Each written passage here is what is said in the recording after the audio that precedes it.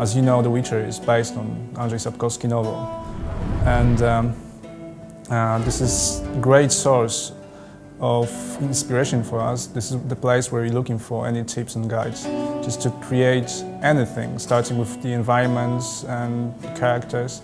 And of course, this is the place where you're looking for this unique atmosphere that Andrzej Sapkowski has created. We used lots of actual medieval plans of buildings, some paintings and things like that to create something that looks really beautiful but still has its own style. It's not like mixture of random elements.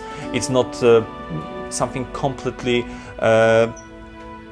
it's not something completely artificial. It's something that we believe could be a real fantasy setting. This is not the pink, purple kind of World of Warcraft thing. This is completely different style, and we are trying to imitate that. We are trying to move this idea into the 3D game. We use a licensed engine from BioWare. It's called Aurora Neverwinter Night engine, but we really heavily modified it. I believe it's like 80, maybe 90% of this engine was rewritten completely.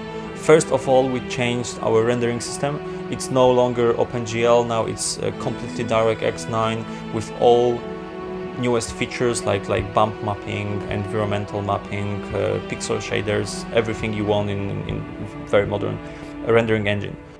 As I told you before, we are trying to create this really dark kind of world and all environments created to look a bit dark, but in the same time, of course, we have these beautiful sunsets in our game and you can watch really great looking environments. But when you will move on into the city, you will see all the sewers and really dark places where you wouldn't like to live.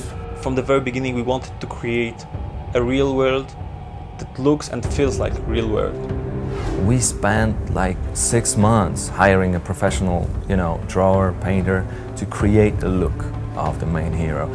He did hundreds of sketches where the look of the hero was constantly changing, and at the end we found out something that really looked like cool, not only taking all the content from the book, but also looking cool inside the game. We have over 50 monsters inside our game. We can divide our monsters generally we can divide them into two groups because they're non-human kind of creatures and human kind of creatures. The characters are connected with the environment. If you walk at night somewhere, at the river or somewhere, I don't know, if you would like to visit swamps, you can be sure that you will meet a lot of creatures there, and you will probably have to fight with them in order to survive.